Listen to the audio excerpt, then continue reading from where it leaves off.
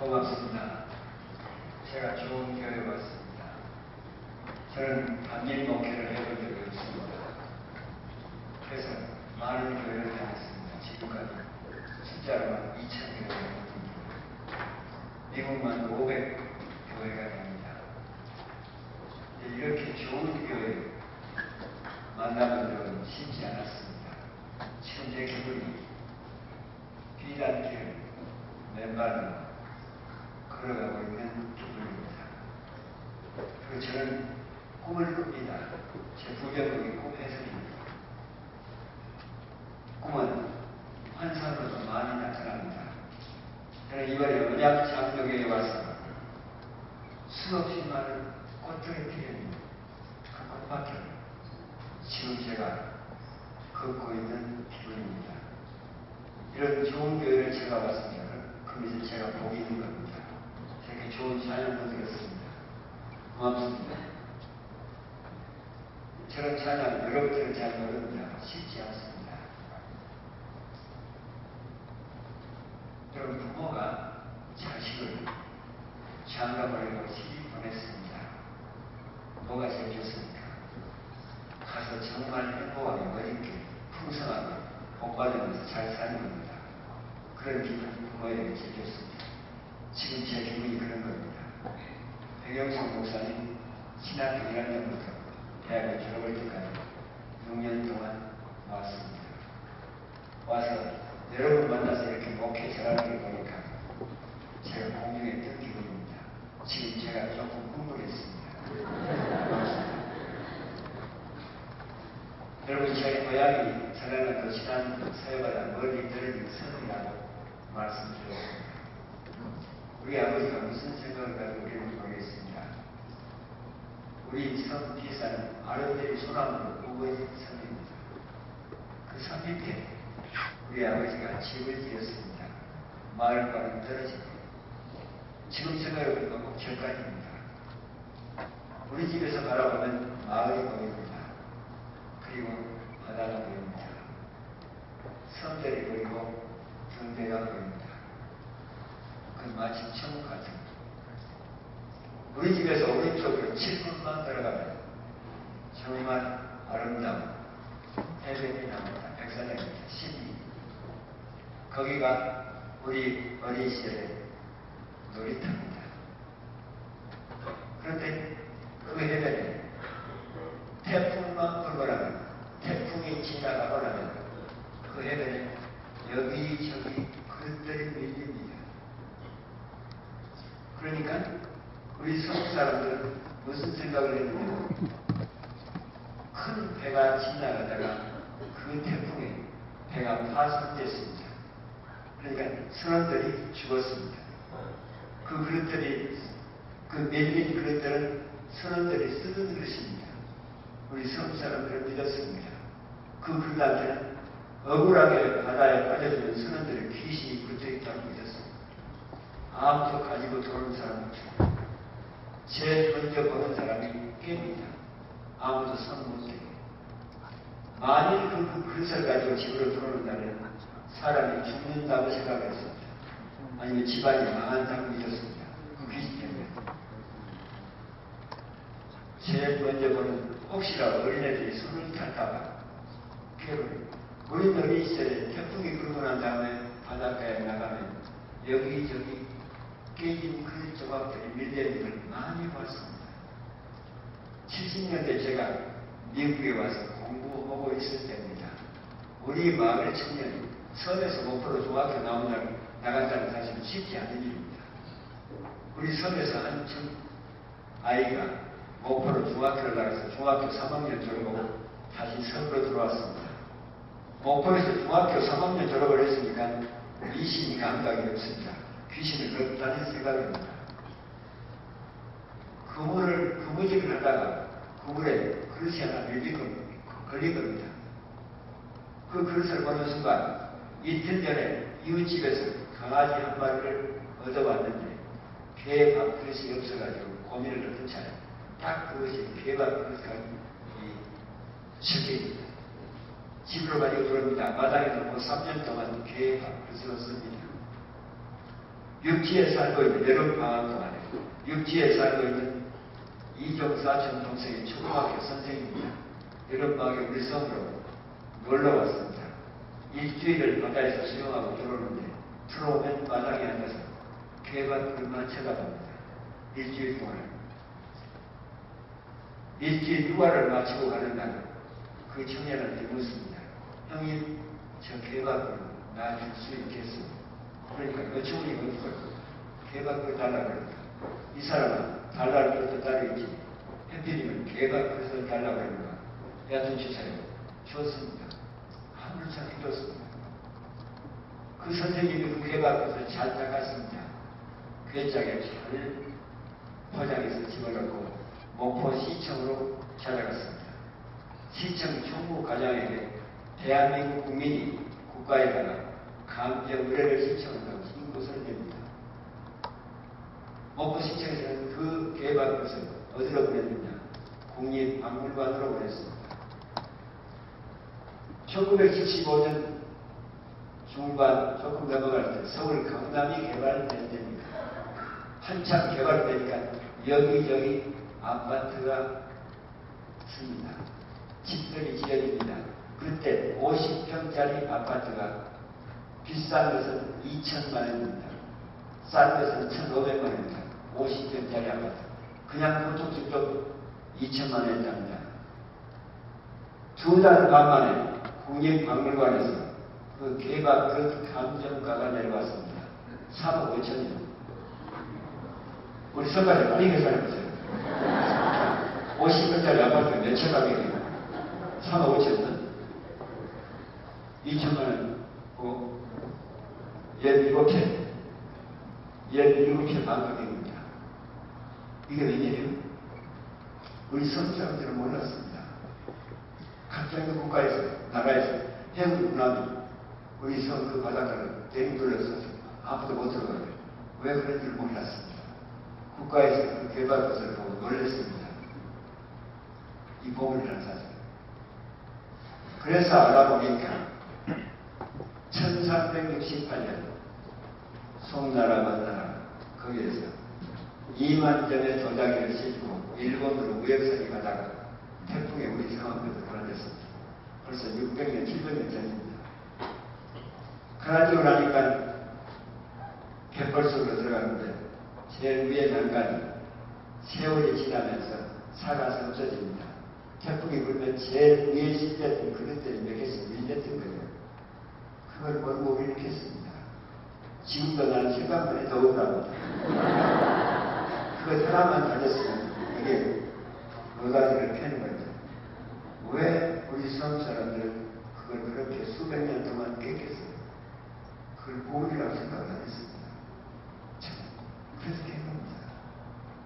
왜 내가 이 얘기를 하느냐? 오늘 여러분의 얼굴을, 특별히 시카고 언양 장로교회에 와서 여러분의 얼굴을 이렇게 바라봅니다. 나이가 많고도 상관이 없습니다. 남자고 여자고 상관이 없습니다. 여러분의 얼굴을 보니까 미안합니다. 내 눈에는 자꾸 개박을 쳐다보고 여러분, 하나님이 여러분을 이 땅에 보낼 때 어떻게 보내주어서 예수님이 증명을 했습니다. 한 생명이 무엇보다도 귀하다고요? 천하보다도 귀하다. 이 얘기는 한 생명이 천하보다도 귀하다는 말씀입니다. 여러분은 보물입니다. 내 나이가 어떻게 됐든 그건 엄청난 보물입니다. 그런데 많은 사람들이 자기가 보물이라는 사실을 생각을 했습니다. 그래서 깹니다. 절망에서 깨고, 오로지 그랬다고 깨고, 술먹에서 깨고, 도박에서 깨고, 아닙니다. 마약에서 깨고. 우리 한국에 급하니요. 한국에서 제가 제일 정말 아끼는 탤런트가 있었습니다. 최진실이요. 최진실은 정말 끼가 있습니다. 국민 배우입니다. 그 애가 자기를 깨버립니다. 엄청난 보물입니다. 여러분, 한국이 세계다 내놓을 수 있는 자랑스러운 기업이 삼성이잖아요. 삼성에서 누가 돈벌는 겁니까? 삼성전자입니다. 삼성전자 부사장이면요, 그건 대한민국 공인이다. 그 사람이 광명한 가서 발생 어느 세상에 들려서 깁니다. 복입니다. 그걸 생각을 하고 깨는 거.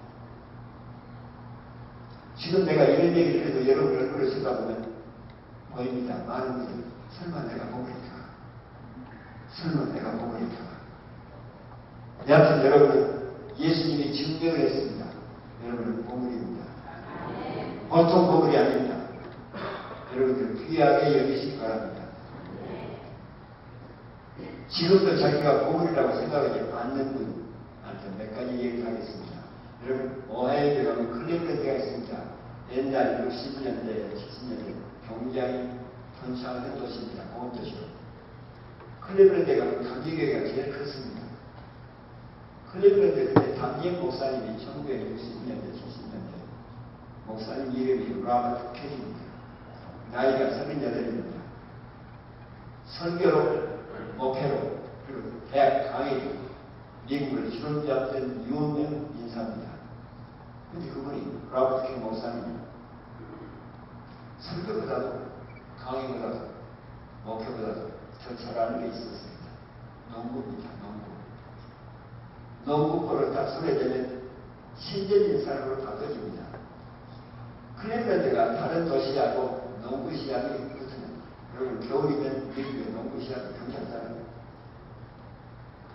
클리브랜드 도시가 다른 도시하고 농구 시합이 붙으면 신기합니다. 38살 때 로버트 켈리 목사가 뛰어주면 이깁니다. 빠지면 반드시 칩니다. 그런데 시합만 벌리면 클리브랜드 시작이에요.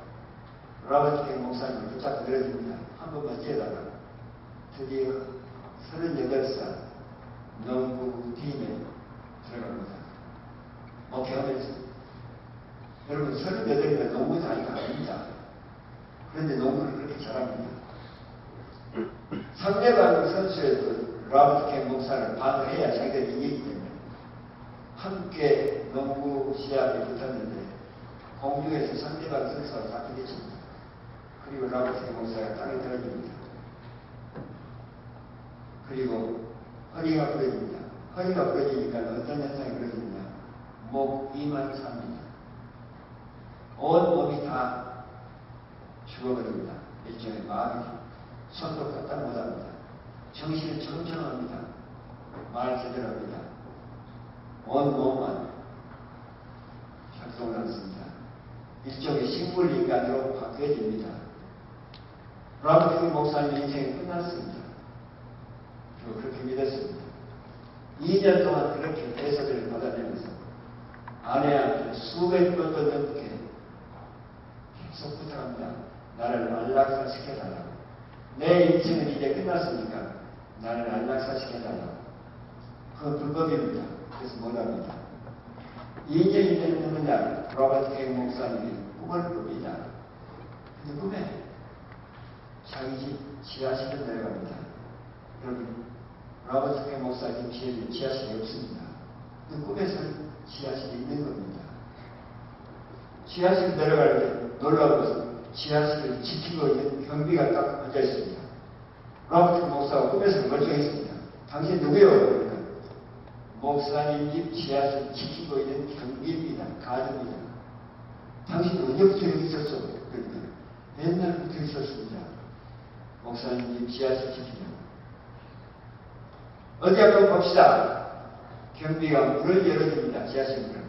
문을 여는 순간 로버트 켈리 목사님이 환성을 지릅니다. 허허! 우리 집 지하실이 이렇게 아름다운 방이 구겨져 있었구나. 그러니까 가비가 따라오면서 목사님이 옛날부터 있었습니다.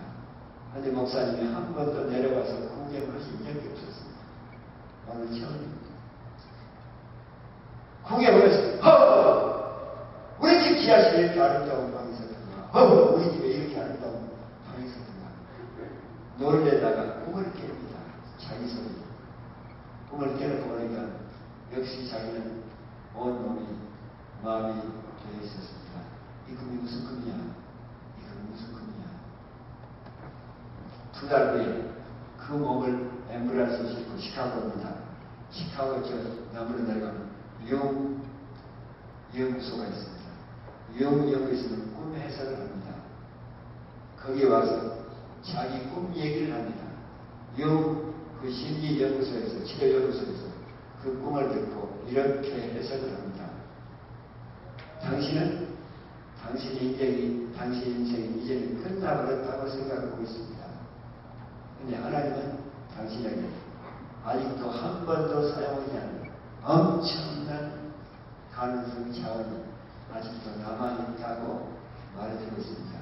그 가능성이 무엇인지는 모르겠지만 그 한 번도 사용하지 않은 그 엄청난 보화로 지금까지 들어서 수락한 겁니다. 그 답을 듣고 돌아갑니다. 이게 뭐냐? 내가 어떻게 하나님이 나한테 준 이 가능성을 다시 쓸 수 있느냐? 그러니까 처음부터 첫째 시작이 욕심을 버립니다. 모든 욕심 다 버립니다. 그리고 회개하기 시작합니다. 용서를 할 사람 용서합니다. 용서받을 사람 용서받고 사람 그 작업을 시작합니다. 그 1년 2개월이 걸립니다. 신기합니다. 1년 2개월이 되는 날 발이 움직입니다. 손이 움직입니다. 이게 70년 전입니다. 로버트 K 목사가 완전 회복합니다. 의학적으로 불가능합니다. 완전 회복이 아니고 그 다음에 로버트 K 목사가 미국을 주름잡는, 세계를 주름잡는 강연자로 다시 목회자로 그 베스트셀러 작가로 이름을 날립니다. 그 책 이름이 시너지입니다. 하나님이 나에게 다가올 때 내 안에 있는 엄청난 에너지가 폭발을 한다는 얘기입니다. 하나님은 공평하십니다. 여기 앉아있는 여러분 안에 하나님 로버트 K한테 줬던 그 엄청난 지하실의 그 보화 로버트 K 목사한테는 준 게 아닙니다. 지금 여기 앉아있는 여러분에게 같이 줬습니다. 나는 압니다. 나이가 많고지고 상관이 없습니다. 남자가 여자가 상관이 없습니다. 얼마나 많이 배웠느냐 안 배웠느냐 돈이 있느냐 없느냐 전혀 상관이 없습니다. 여러분 안에 엄청난 아직도 건드려보지도 않은 보화가 가능성이 들어있다는 사실은 분명합니다. 그걸 들어서 쓰시기를 바랍니다. 건강을 위해서, 사업을 위해서, 무엇을 위해서는 상관이 없습니다. 여러분, 한국이 세계다 내놓을 수 있는 게 뭐가 있을까요? 한국이 세계다 내놓을 수 있는 경제에서 가장 귀한 것을 내놓을 수 있는 게 뭘까요? 현대인가요? 삼성? 아닙니다. 사람입니다. 한국 사람, 보통 사람들 아닙니다. 경제하는 보합니다. 하나하나 보면 쳤다고 끼가 있습니다. 아마 유대인들하고 한국 사람들하고 딱 맞붙으면 막상 만날 겁니다. 제가 몇 년 전에 프랑스를 갔습니다. 작년인가요? 프랑스를 가서 프랑스 교수님들과 만나서 얘기를 나눌 기회가 있었습니다. 그런데 프랑스 교수가 저한테 그런 얘기를 합니다. 한국 가수가 갑자기 손을 흔들었습니다. 손을 흔들니까 저기가 미쳤다는 이해가 안 돼. 어떻게 한국 가수가 손을 흔들니까 저기가 다 미치니 프랑스가 미쳤다는 겁니다. 그래서 제가 그랬습니다. 프랑스가 한번 흔들어보라고. 프랑스 사람을 흔들어보라고. 그런데 제가 진지합니다. 때려냈다. 서양 사람이 흔들어가지고는 안 된다는 겁니다. 근데 이제 일본 사람이 흔들어도 안 되고 중국 사람이 흔들어도 안 되고 한국 사람은 흔들면 안 된다는 겁니다. 이게 뭐예요? 한국 사람이 가지고 있는 도저히 다른 민족을 따라올 수가 없는 어떤 특성이 있습니다. 독특한 보호가 있습니다. 8년 전에 제가 두바이에 어떤 세미나에 갔습니다. 두바이에서 세미나 끝나면 두바이에서 바라보면 바로 이란입니다. 보입니다.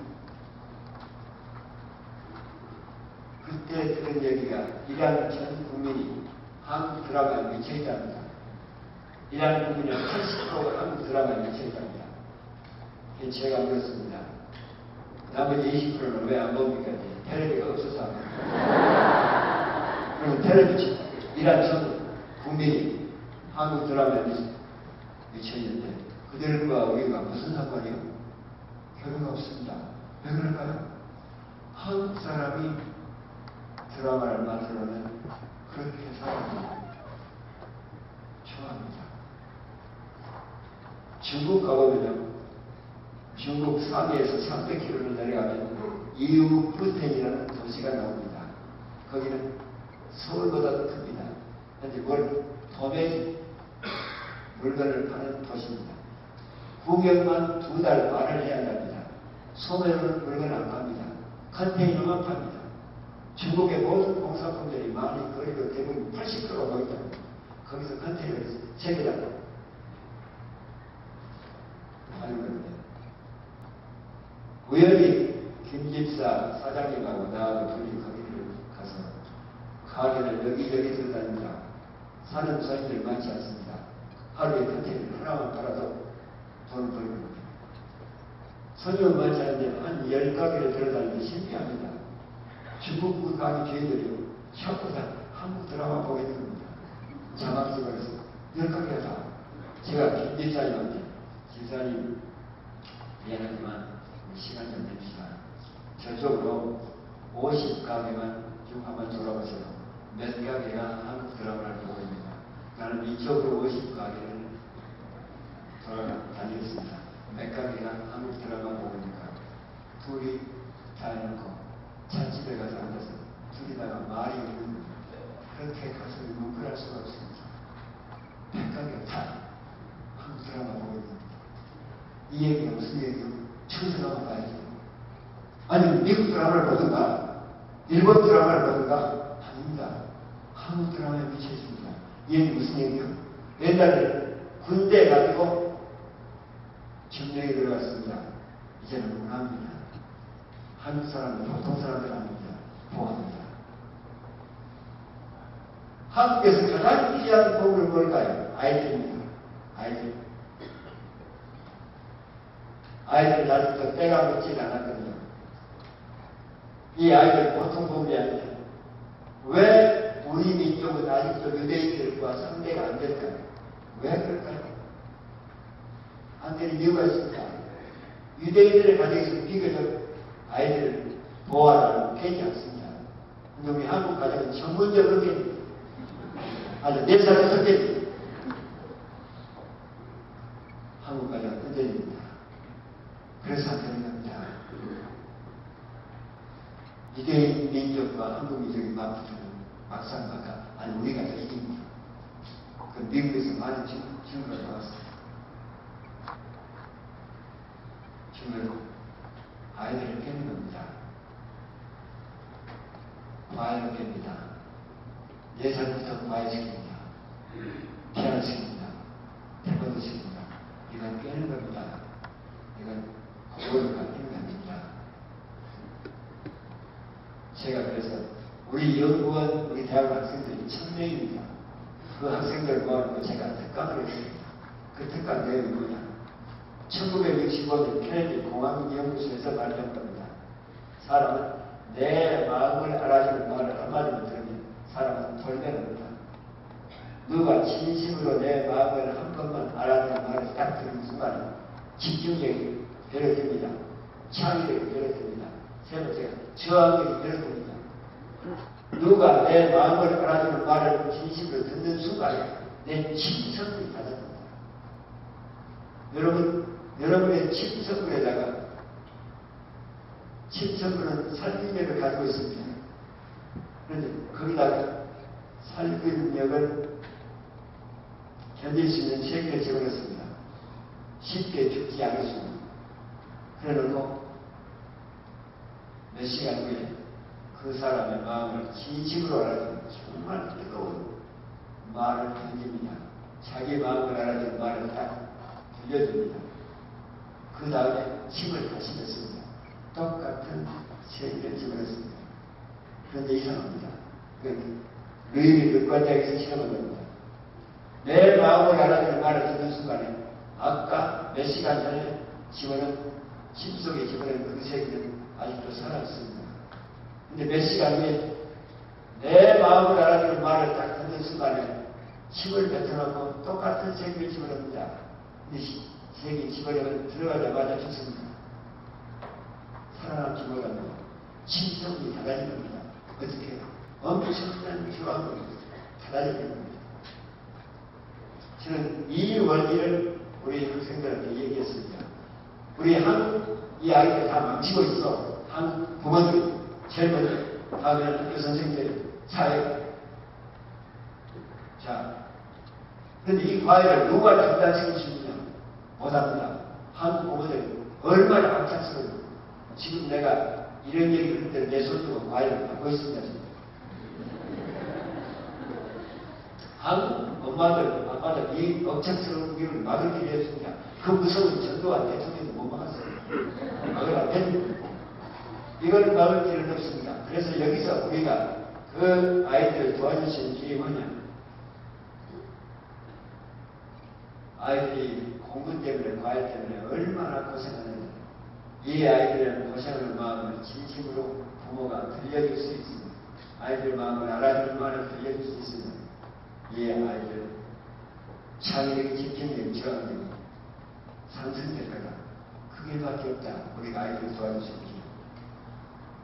그리고 강의를 끝냈는데 내 앞에 부부가 다 서울대학을 나왔습니다. 캠퍼스 카페입니다. 그 부부가 끝나고 다 가야 되는데 5시, 오후 5시 가야 되는데 안 가고 내 앞을 가로막고 있는 거예요. 내가 무슨 얼마 있어? 그랬더니 그 아내가 한 얘기가 목사님 우리 집 큰애가 딸이지 중학교 2학년입니다. 그 아이가 자기 발에서가 아니라 전교에서 뒤에서 3등이에요. 전교에서 뒤에서 3등이에요. 꼴등이나 마찬가지입니다. 근데 그 아이한테 어떻게 우리 딸 공부하더라고 생각한다. 이 말을 할 수 있겠냐는 겁니다. 나는 그걸 우리 딸 공부하더라고 고생한다. 이걸 진심으로 해주라는 겁니다.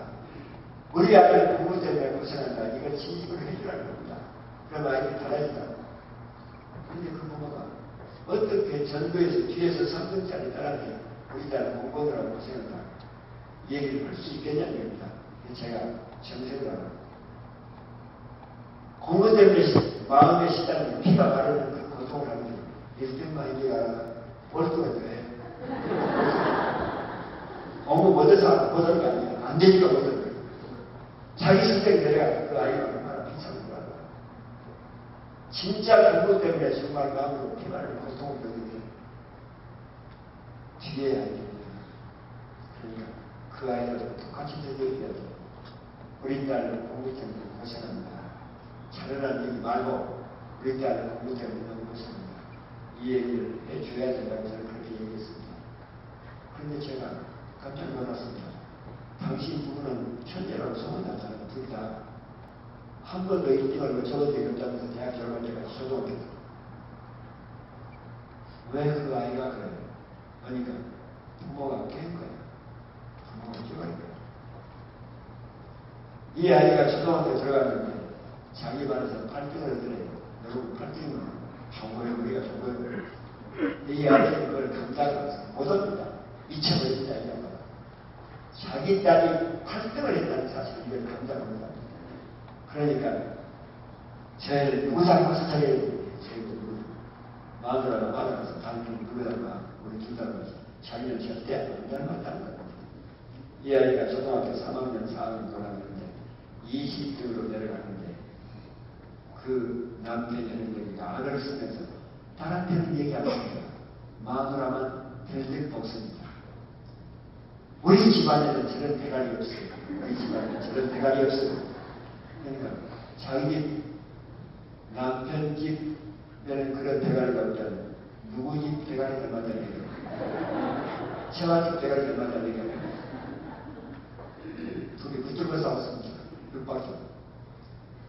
그런데 반드시 그런 일이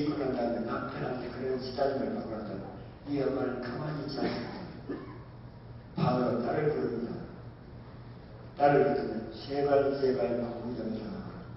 제발 제발 공부 좀 해라. 엄마 좀 도와줘라. 그렇게 얘기를 하다가 4학년 때 남편하고 둘이 붙들고 싸우다가 끝나고 난 다음에 딸을 부릅니다. 이 엄마가 위를 갑니다. 딸한테는 얘기입니다. 이년아, 이 애비를 잡아먹어라. 이년아, 공부 그러려면 이 애비를 잡아먹어라. 그 얘기가 무슨 얘기예요? 여러분이 지금 저를 제 얘기를 듣고 있는 것은 여러분 살아있는 거예요. 살아있다는 증거로 심장이 뛰고 있다는 겁니다. 여러분 심장, 미안합니다. 여러분 심장을 면도걸로 다 그어버립니다. 그럼 그 순간이 죽습니다.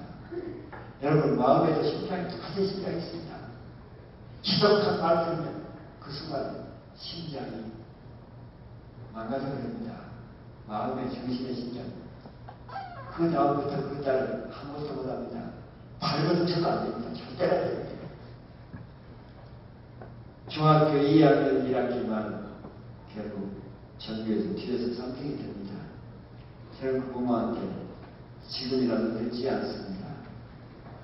공부 때문에 얼마나 그 아이가 시달리겠는가. 지금부터 공부를 잘하라는 얘기 절대로 하지 말고 우리 딸은 공부 때문에 너무 고생한다. 이 얘기를 해줘야 되는데 자, 맨정신으로는 안 될 것이다.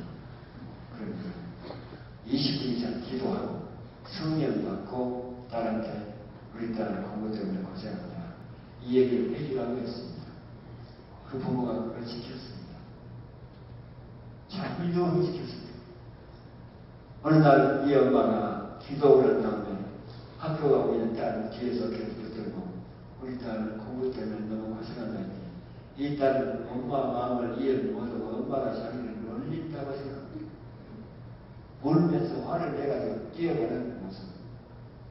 그 다음날 아빠도 자기를 그렇게 놀리더라고요. 그런데 다음 주에 엄마가 딸을 붙들고 펑펑 웁니다. 우리 딸 공부 때문에 얼마나 시달렸냐. 돌아가 보니까 엄마가 우는 거예요. 엄마가 놀리는 게 아니야. 그 다음 주에는 아빠도 자기를 붙들고 웁니다. 공부 때문에 얼마나 스트레스를 받고 살아가고 우리 딸. 그 얘기를 몇 년 된 줄 아세요? 고등학교 2학년 1학기만 3년 동안 했습니다. 여러분 이게 서울교육청의 신문에 난 기사입니다. 그 아이가 고등학교 2학년 때 어떻게 된 줄 아세요? 전교에서 앞에서 3등입니다. 그 아이가 엄마 아빠 다니는 학교 대학 들어갑니다. 지금 어딘가요? 유펜했습니다. 유니버시티 오브 펜실바니아. 거기서 전공이 정치 외교학입니다. 거의 PhD 마무리하고 있습니다. 얼마 전에 제가 만나서 점심 식사 사주면서 네 꿈이 뭐냐? 그러니까 대답을 하고 우는 거예요. 그러면서 이렇게 말합니다. 지금은 유엔 사무총장이 안경을 쓰는 근데 그게 제 꿈이에요. 유엔 사무소에서 인터뷰로 일하고 있습니다. 자기 꿈이 유엔 사무총장입니다. 그 애는 이미 대한민국의 보물이 되었습니다. 깨달은 나이를 부모가 살린 겁니다. 자, 오늘 본문으로 들어갑시다. 짧게 얘기하겠습니다. 여러 시간 길어서 미안합니다. 밭에 보화가 들어있습니다. 지 밭이 아닙니다. 자기 밭이 아닙니다. 남의 밭에 보화가 들어있는 걸 보았습니다. 그러려면 그 밭에 사야 된다. 집에 와서 자기 재산 절반을 팝니다. 내 말이 맞습니까? 집에 와서 재산 절반을 팝니다. 다른 교회 가서 이 질문 던지면요, 그 절반이 맞습니다. 시카고 대학 장로교회는 다 맞습니다. 그래서 이 교회가 앞으로 크게 되는 겁니다.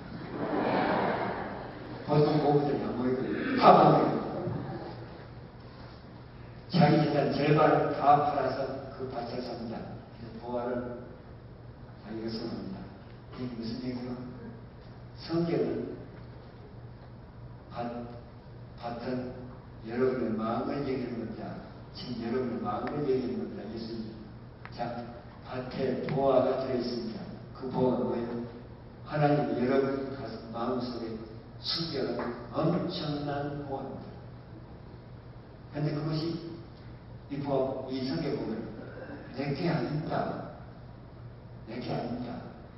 그런데 하나님 겁니다. 그런데 이게 성경에 뭐라고 해요? 그걸 사랑하는 겁니다. 대가를 지불하라는 얘기입니다. 오늘 성경은 얘기합니다. 하나님은 공짜로 주지 않는다는 겁니다. 지불하라는 겁니다. 그러면 내가 할 수 있다는 겁니다. 여러분 마음속에 들어있는 그 엄청난 보화 분명히 있습니다. 이건 100%입니다. 그런데 그것은 내 것으로 하느냐 못하느냐 내가 지불해야 됩니다. 투자해야 됩니다. 여러분 시카고 사람들 잘 아세요. 유니버시티 시카고 유명한 대학이잖아요. 그 대학을 누가 지어서 했어요? 하나님 락펠러입니다. 락펠러가 지어서 마친 대학입니다. 락펠러가 50대 중반부터 세계 제1의 부자에 딱 되었습니다. 84살 때 락펠러 아내가 세상을 씁니다.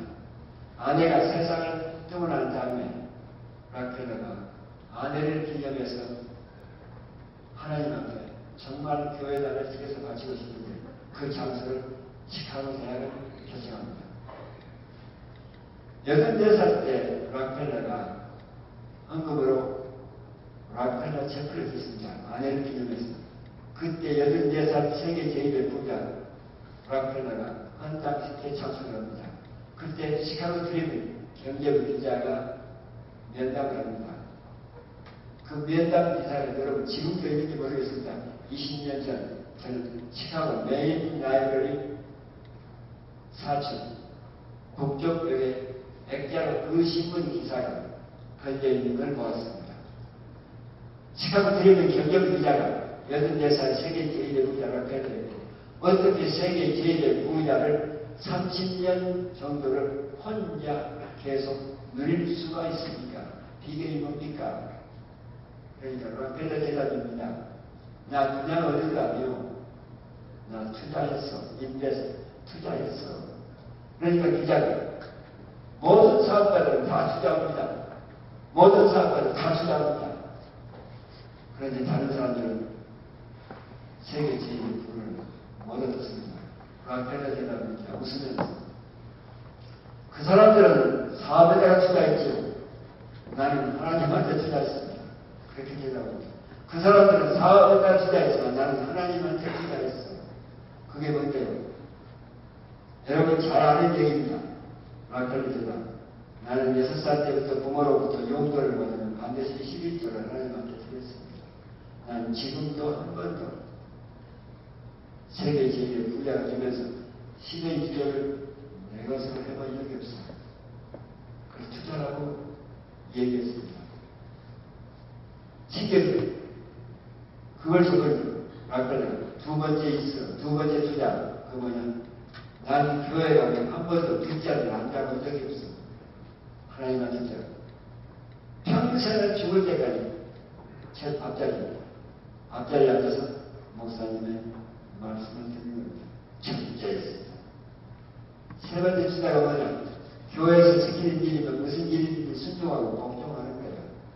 난 이번에 와서 가슴이 뭉클했습니다.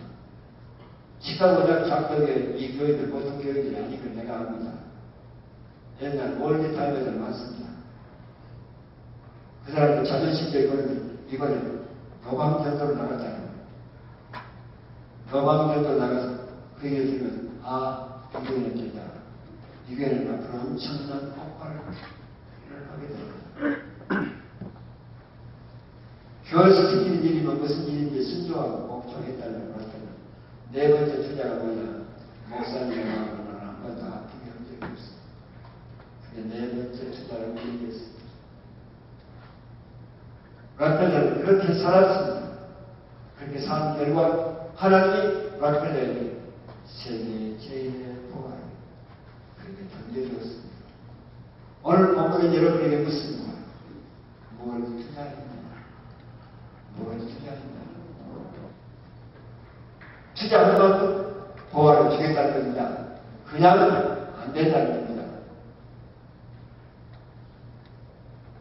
옛날 70년대 나와 함께 노들에서 공부했던 정말 치는 룸메이트 친구가 있습니다. 장로의 친구입니다. 엘라의 친구가 제가 90년대, 91년 이제는 맥커맥에 안식년 교수로 와 있습니다. 그때 스프링필드에 제일 유명한 교회 담임 목사님이 되어 있었습니다.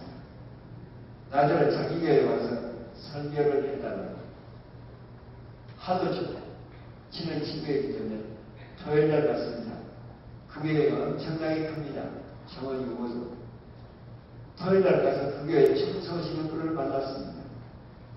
근데 그분이 마피를 하는데 찬송을 부르면서 땀을 빨빨 흘리면서 밀고 가지. 나는 나를 보면 인사를 하고 이렇게 지나가는데 내가 지나가는 걸 의식을 못하는 거예요. 찬송을 부르면서 땀을 흘리면서 그냥 지나갔습니다. 그 다음날 주일날 그 교회 설교를 끝내고 점심 먹고 내 친구하고 함께 시카고로 돌아오려고 나옵니다. 나오다가 그 교회를 걸어오는데 어제 청소했던 그분이 40대 중반쯤 되는 남자입니다. 아주 보니까 우리말로 교회 관리 사찰 그렇게 부릅니다. 그분이 어제 청소했던 그분이 먼지 주일날 오후 때 먼지 털개를 2개를 가지고 유치원을 탑니다. 보통 우리는 하나 가지고 탑니다. 근데 이거는 2개를 가지고 춤을 추는 어제처럼 똑같이 땀을 흘리면서 나는 지나가면서 그 사람을 어떻게 봤느냐. 정신이 조금 모자란 사람. 우리말로 팔고. 그러니까 저렇게 청소년이 좋은 겁니다. 사람이 모자라도 저렇게 살짝 모자라면 참 좋겠다. 그렇게 웃으면서 지나가면 내 친구 엘라이 목사가 나를 톡 치더니 바우서 박사님을 알아. 바우서 박사님을 알아요. 내가 놀래가지고 바우서 박사 그랬더니 바우서 박사 몰라. 일인의 전주인이 가장 존경하는 세 사람 가운데 한 분이 노벨 물리학상 수상자야. 노벨 물리학상 수상자. 놀래가지고 내가 톤을 높였더니 그분이 먼지를 털다가 우리 손을 들고 쳐다보는데 땀을 빨빨 흘리면서 걸어오는데 웃으면서 딱 소년이 팔고 얘기를 나누면서 내 친구가 나한테 바우서 박사님 몇 살인가 짐작해봐 상상해봐 아무리 봐도 45 이상 안 보였지 81살이고 그 이름이 본명이 닉네임이 바우서고 본명은 에드워드 퍼셀입니다. 에드워드 퍼셀. 그날 저녁 시카고로 돌아오는 계획을 취소하고 식당에서 내가 초대해서 함께 만나면서 우리 셋이 내 친구 목사 셋이 식사를 하면서 어떻게 노벨 물리학상을 받았어. 노벨상 가운데서도 물리학상이 그렇게 어렵다는데 자기는 노벨상을 노력해가지고 받은 게 아니고 어처구니 없이 받아버렸다. 어떻게 받았냐. 나 물리학 교수였어. 그런데 물리학 교수님들만 모이는 모임에 갔는데 한 20, 30명 모였는데 카펫 위에 환상으로 주먹만한 글씨로 환상으로 계속 지나가는 글씨가 그자 그게 자기가 꿈을 꾸고 있던 물리학 이론이 계속 나타나는 겁니다. 그래서 못하는 겁니다. 그 노트 해가지고 와서 그걸 정리했대요. 다시 그리고 발표했대요. 1년 후에 노벨 수상자가 된 겁니다. 그런데 노벨상을 받은 나이가 43이에요. 43이에요. 40살에 그 교회 장로였습니다. 교수입니다. 뭘 투자했냐? 40살에 그 교회는 밖에 정원 닦는 사람이 풀타임, 밖에 이 청소 관리하는 사람이 풀타임, 안에 청소하는 사람이 또 풀타임. 풀타임만 셋이 교회를 메인테넌스를 관리합니다. 근데 세 사람이 동시에 나이가 똑같아가지고 이제 리타이어를 하게 됐습니다. 그러니까 목사님이 장로님들한테 세 사람을 또 하이어를 하게 된다. 그때 40살 바울 장로가 목사님한테 찾아가서 목사님 3개월만 저한테 맡겨주세요. 세 사람 형님들을 저 혼자한테 맡겨주세요. 그래서 맡깁니다. 충성을 합니다. 강의하는 시간, 잠자는 시간, 연구하는 시간 빼놓고 교회에서 삽니다. 한 달쯤 지나는 날 우연히 다른 교회를 들렸다가 깜짝 놀랍니다. 한 가운데 바울사 장로가 무릎을 꿇고 바닥을 치며 통곡을 하는데 큰 일이 벌어진 겁니다. 놀래가지고 옆으로 가서 오는 소리를 들어봤더니 하나님 나에게 주님의 집을 청소할 수 있도록 은혜 주셔서 감사합니다. 청소하다가 은혜를 받아가지고 난리가 납니다. 하나님 주님의 집을 청소할 수 있는 은혜 주셔서 감사합니다. 그런 경험을 3개월이 또 연장이 6개월이 1년, 2년, 3년까지 갑니다. 3년 동안 혼자 나옵니다. 3년 후에 바울사한테 엄청난 보화가 주어집니다. 그게 노벨 물리학상 수상. 오늘 보면 여러분에게 묻고 있습니다. 뭘 투자해요? 뭘 투자해요? 투자는 반드시 하나는 그건 여러분의 가슴에 묻은 수백 보화를 여러분에게 다시 주실 겁니다. 기도하십시오. 하나님, 시카고의 엄청난 보화들 여기 시카고 약장로교에 모여 있습니다. 주님, 지금 주님께서 꼭 함께 하옵소서. 이 보화를 꼭 갈고다 가서 빛을 발하게 하시옵소서. 예수님 이름으로 기도합니다.